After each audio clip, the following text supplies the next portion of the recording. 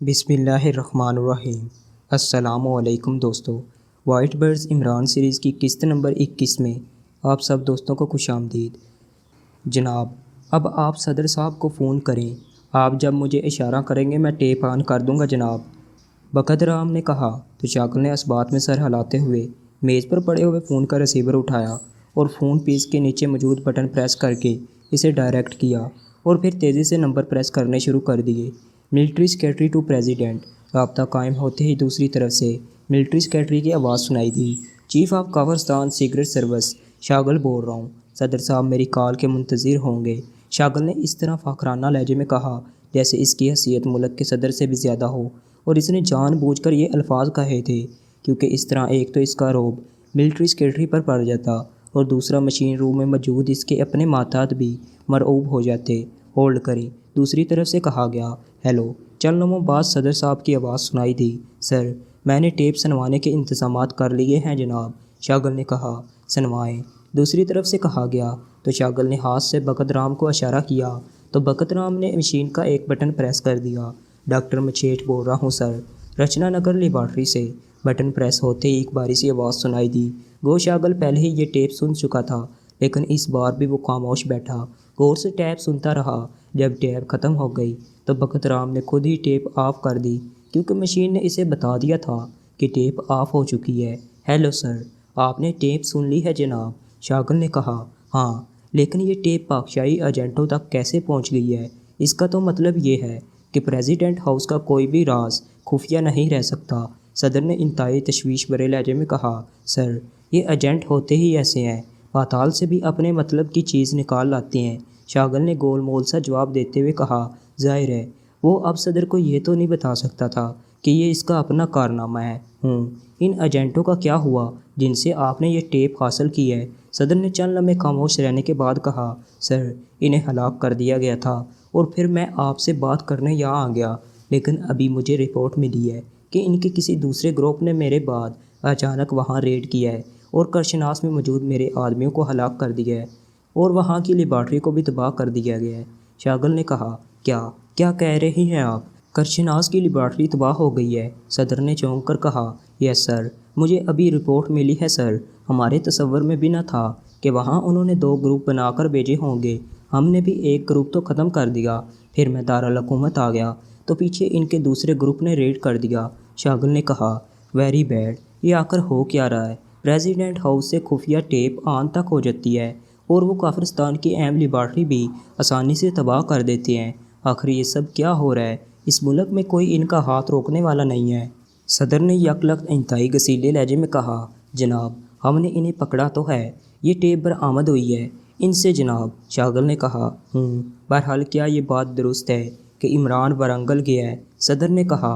انہوں نے یہ بھی بتایا تھا جناب، شاگل نے ہونٹ چباتے ہوئے کہا۔ وہاں وائٹ برڈز موجود ہیں، وہ اس سے خود ہی نمٹ لیں گے، آپ اپنے سیکشن سمیت فوراً رچنا نگر پہنچیں اور سنیں، اگر رچنا نگر کی پہاڑی پر موجود لیبارٹری تباہ ہو گئی تو آپ کو سیکرٹ سروس کے چیف کے عہدے سے برطرف کر دیا جائے گا۔ It is my final order, صدر نے سخت لہجے میں کہا۔ یس سر، شاگل نے قدرے سہمے ہوئے لہجے میں کہا۔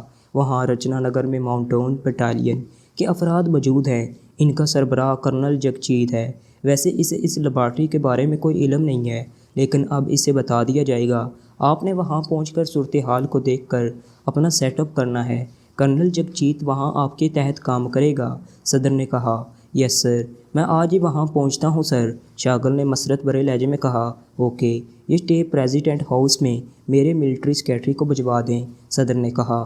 یس سر، شاگل نے جواب دیا اور اس کے ساتھ ہی دوسری طرف سے رابطہ ختم ہو گیا تو شاگل نے بھی ایک طویل سانس لیتے ہوئے ریسیور رکھ دیا۔ اس کے چہرے پر مسرت کے تاثرات ابھر آئے تھے کیونکہ کرشناس لیبارٹری کی تباہی کی ذمہ داری بھی اس پر عائد نہ ہوئی تھی اور صدر نے اسے رچنا نگر جانے کی ہدایت بھی دے دی تھی، جبکہ پہلے اس کا خیال تھا کہ صدر صاحب اسے کہیں ورنگل پہنچنے کا حکم نہ دے دیں۔ اسے معلوم تھا کہ وائٹ برڈز نئی تنظیم ہے، اس لیے وہ ایک لمحے کے لیے بھی عمران کے سامنے نہ ٹھہر سکے گی، اس لیے وہ وہاں جانا نہیں چاہتا تھا۔ اس نے ٹیپ بقت رام سے واپس لی اور پھر اپنے آفس میں آ کر اس نے ٹیپ کو اپنے مخصوص پیکٹ میں ڈال کر اسے سیل کیا اور پھر اپنے ایک خاص آدمی کو بلا کر اس نے یہ پیکٹ پریزیڈنٹ ہاؤس میں ملٹری سیکریٹری کو پہنچانے کا حکم دے دیا اور اس آدمی کے جانے کے بعد اس نے رچنا نگر اور اس سے ملحقہ علاقے کا تفصیلی نقشہ منگوایا۔ تھوڑی دیر بعد نقشہ اس کے سامنے میز پر موجود تھا۔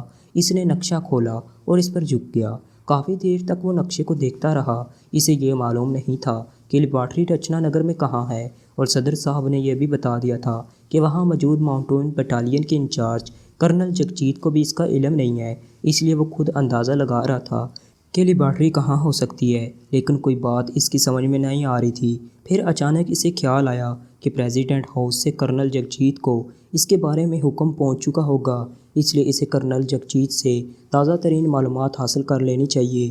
چنانچہ اس نے فون کا ریسیور اٹھایا اور یکے بعد دیگرے 2 بٹن پریس کر دیے۔ یس سر، اس کے پرسنل سیکریٹری کی مؤدبانہ آواز سنائی دی۔ ہمالیہ کی ترائی میں ایک علاقہ ہے رچنا نگر، وہاں ماؤنٹین بٹالین فورس موجود ہے۔ اس کا چیف کرنل جگجیت ہے۔ ملٹری ہیڈ کوارٹر سے اس کا نمبر معلوم کر کے میری اس سے بات کرواؤ، شاگل نے تیز اور تومکانہ لہجے میں کہا۔ یس سر، دوسری طرف سے کہا گیا تو شاگل نے ریسیور رکھ دیا اور ایک بار پھر سامنے موجود نقشے پر جھک گیا۔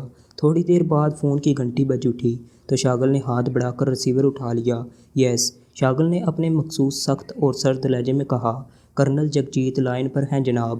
دوسری طرف سے پرسنل سیکریٹری کی مؤدبانہ آواز سنائی دی۔ کراؤ بات، شاگل نے کہا۔ ہیلو سر، میں کرنل جگجیت بول رہا ہوں، رچنا نگر ماؤنٹین بٹالین سے جناب۔ چند لمحوں کی خاموشی کے بعد ایک مردانہ آواز سنائی دی۔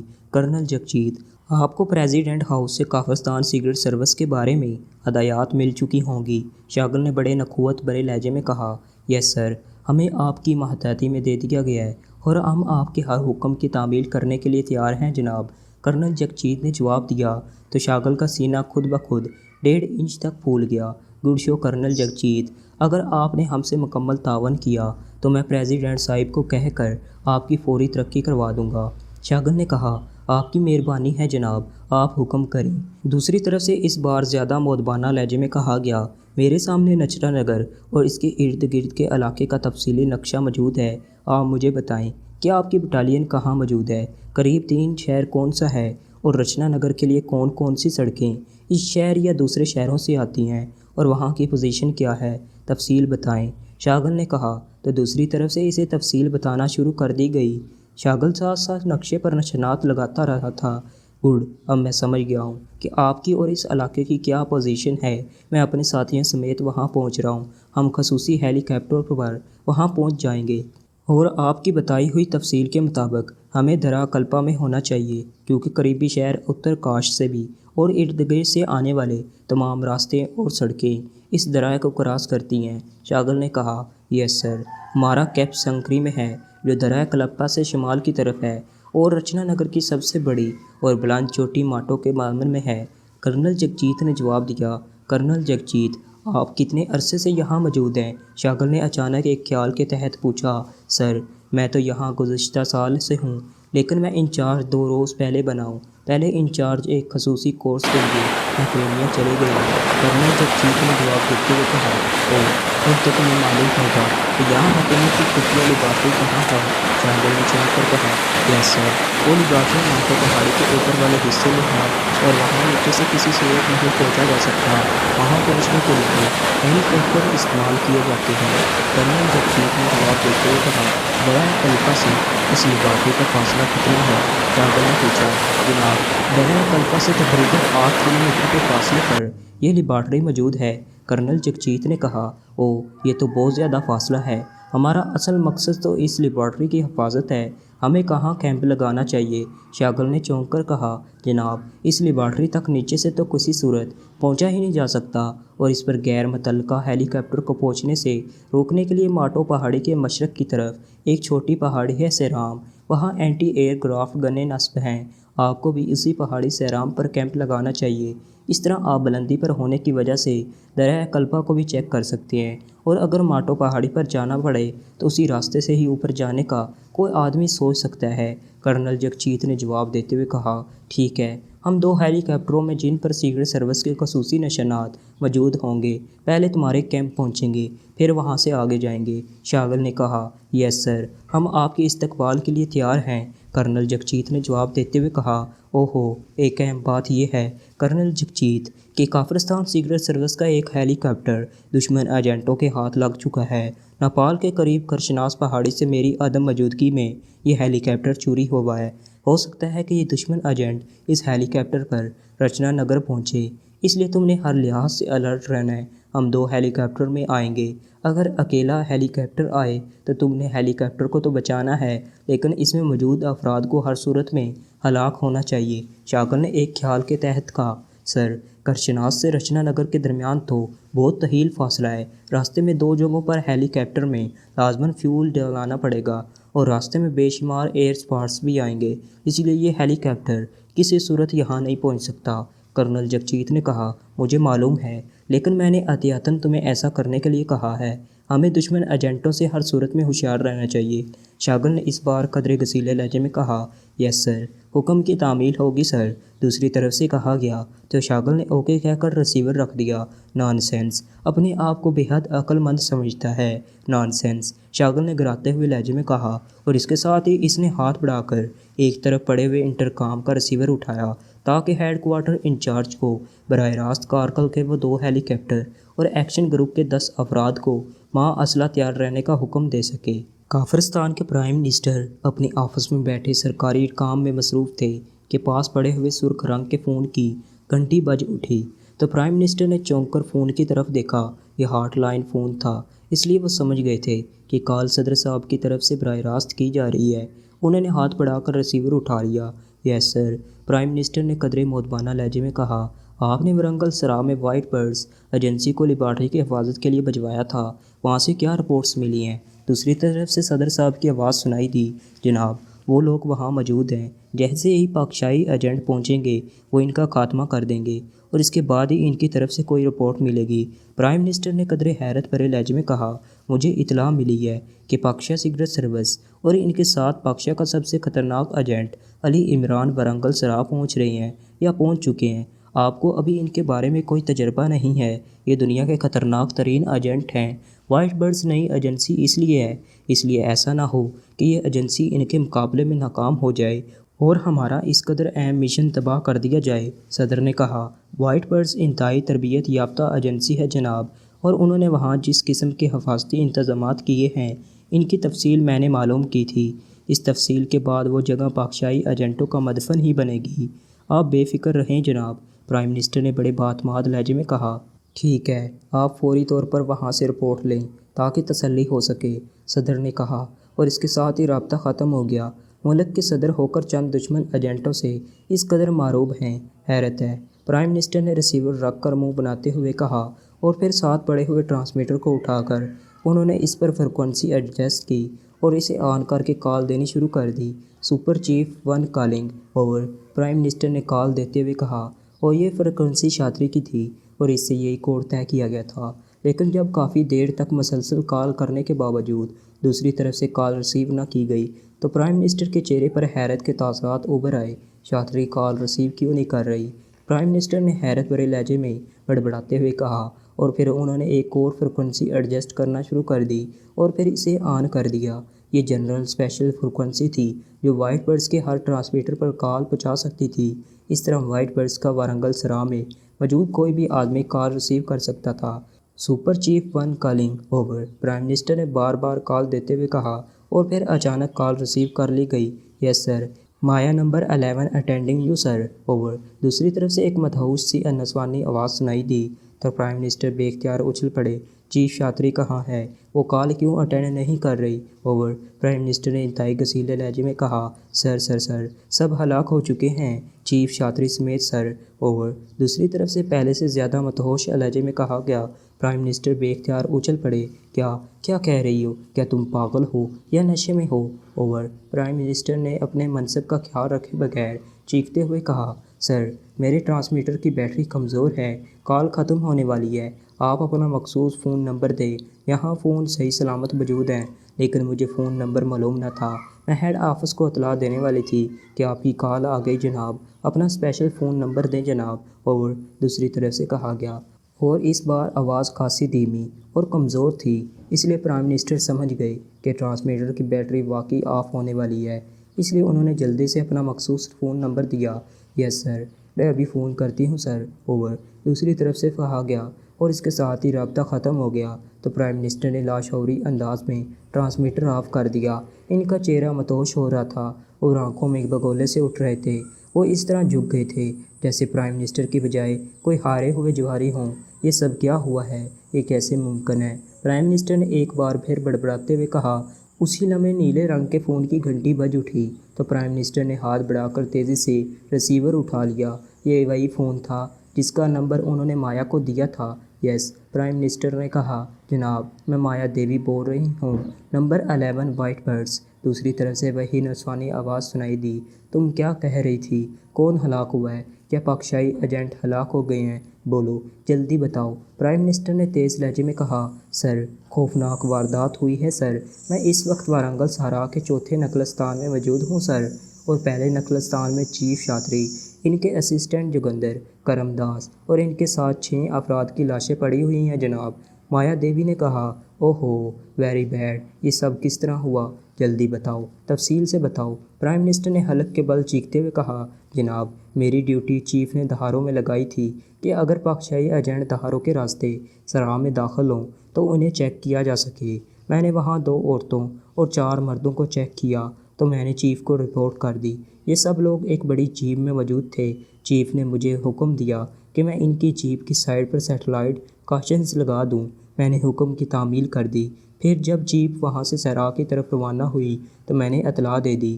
پھر جب میں نے چیف کو کال کی تو چیف کی طرف سے کوئی جواب نہ ملا تو میں جیپ میں سوار ہو کر صحرا میں پہنچی۔ یہاں پہلے نقلستان میں جیسے کہ میں نے پہلے بتایا ہے، چیف سمیت سب کی لاشیں پڑی ہوئی ملی ہیں، جبکہ اجنبیوں کی لاشیں نہیں تھیں۔ میں نے سیٹلائٹ کاشنز لگایا تھا، وہ بھی موجود نہیں تھی۔ میں وہاں سے دوسرے نقلستان میں آئی تو وہاں موجود تمام سائنسی حفاظتی اور اینٹی ایئر کرافٹ آٹومیٹک گنوں کا سسٹم تباہ کر دیا گیا تھا۔ پھر میں تیسرے نقلستان میں آئی تو یہاں موجود سسٹم بھی تباہ کر دیا گیا تھا۔ پھر میں چوتھے اور آخری نقلستان میں آئی تو یہاں موجود تمام حفاظتی سائنسی نظام بھی تباہ کر دیا گیا ہے۔ البتہ یہ سیٹلائٹ فون یہاں موجود ہے اور درست حالت میں ہے۔ میرے ٹرانسمیٹر کی بیٹری کمزور تھی، اس لیے میں ہیڈ کوارٹر کال کر کے رپورٹ دینے ہی والی تھی کہ آپ کی کال آ گئی۔ مایا دیوی نے پوری تفصیل بتاتے ہوئے کہا، اوہو اب انہیں کیسے روکا جائے؟ پرائم منسٹر نے انتہائی بے بسی سے پرپور لہجے میں کہا، جناب اس کا ایک ہی حل ہے کہ آپ اپنے قریبی ایئر فورس اڈے سے جنگی ہیلی کاپٹر کو یہاں بھجوا دیں اور وہ پہاڑی کے چاروں طرف ایسے میزائل اور بم فائر کر دیں جو طوفانی ہواؤں میں بھی کارگر ثابت ہوں، اور یہ کام فوری ہونا چاہیے ورنہ وہ لوگ اپنا مشن مکمل کر لیں گے۔ مایا دیوی نے جواب دیتے ہوئے کہا، ٹھیک ہے، تم وہیں رہو، میں ایسا کرتا ہوں، پھر تم نے اس کی رپورٹ مجھے دینی ہے۔ پرائم منسٹر نے کہا، یس سر۔ دوسری طرف سے کہا گیا تو پرائم منسٹر نے بجلی کی تیزی سے ریسیور رکھا اور پاس پڑے ہوئے انٹرکام کا ریسیور اٹھا کر ایک بٹن پریس کر دیا۔ یس سر۔ دوسری طرف سے فوراً ایک مؤدبانہ آواز سنائی دی، ایئر مارشل سے بات کرواؤ، ابھی اور اسی وقت، فوراً، پرائم منسٹر نے چیختے ہوئے کہا اور ریسیور کریڈل پر پٹک دیا۔ انہیں اب ایک لمحہ گزارنا مشکل ہو رہا تھا۔ تھوڑی دیر بعد فون کی گھنٹی بج اٹھی تو پرائم منسٹر نے اس طرح جھپٹ کر ریسیور اٹھایا جیسے ایک لمحے کی دیر سے قیامت ٹوٹ پڑے گی۔ یس، پرائم منسٹر نے تیز لہجے میں کہا، ایئر مارشل صاحب لائن پر ہیں جناب۔ دوسری طرف سے انتہائی مؤدبانہ لہجے میں کہا گیا، کرواؤ بات۔ پرائم منسٹر نے ہونٹ چباتے ہوئے کہا، ایئر مارشل بول رہی ہوں سر۔ چند لمحوں بعد ایک باری سی آواز سنائی دی، سنیں، راشٹر صوبے میں ایک صحرا ہے، وارنگل صحرا، جہاں ہر طرف انتہائی خوفناک طوفانی ہوائیں چلتی رہتی ہیں۔ کیا آپ کو اس بارے میں معلوم ہے؟ پرائم منسٹر نے کہا، یس سر، وہاں قریب ہی ہمارا بہت بڑا اڈا ہے جناب، اسے وارنگل ایئر اسپاٹ کہا جاتا ہے۔ ایئر مارشل نے جواب دیا، گڈ، تو اب میرے احکامات نوٹ کر لیں اور آپ نے فوری طور پر بغیر ایک لمحہ ضائع کیے ان پر عمل کرنا ہے۔ ورنگل سرا کے تقریباً درمیان میں ایک اونچی پہاڑی ہے۔ اس پہاڑی میں زیر زمین حکومت کی انتہائی قیمتی لیبارٹری ہے، جہاں کافرستان کا ایک انتہائی اہم مشن مکمل ہو رہا ہے۔ لیکن پاکشاہی ایجنٹوں کا ایک گروپ جو 2 عورتوں اور 4 مردوں پر مشتمل ہے، خصوصی لباسوں اور سائنسی آلات کی مدد سے اس طوفانی صحرا میں داخل ہو کر اس پہاڑی کی طرف بڑھ رہا ہے۔ وہاں قریبی دہاروں کی طرف 4 نقلستان ہیں۔ وہاں ہماری ایجنسی نے حفاظتی انتظامات کر رکھے تھے، لیکن ان دشمن ایجنٹوں نے وہاں سب کو ہلاک کر دیا ہے۔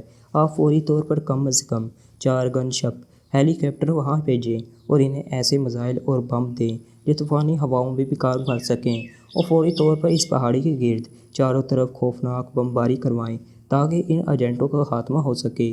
پرائم منسٹر نے تیز لہجے میں احکامات دیتے ہوئے کہا، لیکن سر، ایسے میزائل اور بم تو اسپیشل اسٹور میں موجود ہیں، انہیں وہاں سے نکلوانے اور ورنگل پہنچانے میں کافی وقت لگ جائے گا۔ ایئر مارشل نے کہا، سنو ایئر مارشل، یہ ٹاپ ایمرجنسی ہے۔ جب تک آپ اسپیشل اسٹور سے ہتھیار نکلوائیں گے، وہ ایجنٹ لیبارٹری تباہ کر کے بھی نکل جائیں گے۔ آپ نے فوری یہ کام کرنا ہے، صرف 1 گھنٹے کے اندر، ورنہ آپ کا کورٹ مارشل بھی ہو سکتا ہے۔ پرائم منسٹر نے غصے کی شدت سے کانپتے ہوئے لہجے میں کہا، یس سر، میں وہاں بمبار طیاروں کے ذریعے سپر ایکس میزائل فائر کرا دیتا ہوں، اس کے علاوہ اور کوئی چارہ نہیں ہے۔ ایئر مارشل نے جواب دیتے ہوئے کہا، جو مرضی آئے کریں، اس لیبارٹری کو بچنا چاہیے اور ان ایجنٹوں کو ہلاک ہونا چاہیے۔ فوری حرکت میں آ جائیں، ایک لمحہ ضائع کیے بغیر، لیکن خیال رکھنا تمہارے میزائل کہیں اس پہاڑی کو ہی اڑا نہ دیں۔ پرائم منسٹر نے کہا، نہیں سر، جیسے آپ کا حکم ہے ویسے ہی ہوگا۔ دوسری طرف سے کہا گیا، اوکے، فوری حرکت میں آ جائیں اور پھر مجھے براہ راست رپورٹ دیں، میں آپ کی رپورٹ کا منتظر رہوں گا۔ پرائم منسٹر نے کہا اور ریسیور کریڈل پر پھٹک دیا جیسے اصل قصوروار کریڈل اور ریسیور ہوں۔ یہ بہت برا ہوا، وائٹ برڈز ختم ہو گئی۔ صدر صاحب ٹھیک کہہ رہے تھے، یہ لوگ واقعی انتہائی خطرناک ہیں۔ پرائم منسٹر نے بڑبڑاتے ہوئے کہا، ایک لمحے کے لیے انہیں خیال آیا کہ وہ صدر کو بھی رپورٹ دے دیں، لیکن پھر انہوں نے ارادہ بدل دیا۔ انہوں نے سوچا کہ ایئر مارشل کی رپورٹ ملنے کے بعد وہ صدر صاحب کو رپورٹ دیں گے، اور اس کے بعد وہ ایک بار پھر اپنے مخصوص سرکاری کام میں مصروف ہو گئے۔ تو دوستو، اس کے ساتھ ہی آج کی یہ قسط یہیں ختم ہوتی ہے، لیکن دوستو ٹھہریے، کیا عمران اور اس کے ساتھی ایئر مارشل کی طرف سے کیے جانے والے حملوں سے بچ پائیں گے یا نہیں؟ یہ جاننے کے لیے وائٹ برڈز عمران سیریز کی قسط نمبر 22 دیکھنا نہ بھولیں۔ اس کے لیے ہمارے چینل کو سبسکرائب کر لیں اور بیل کو ضرور پریس کر دیں۔ آج کے لیے اتنا ہی۔ اپنا بہت سا خیال رکھیں اور ہمیں اپنی دعاؤں میں ضرور یاد رکھیں۔ اللہ حافظ۔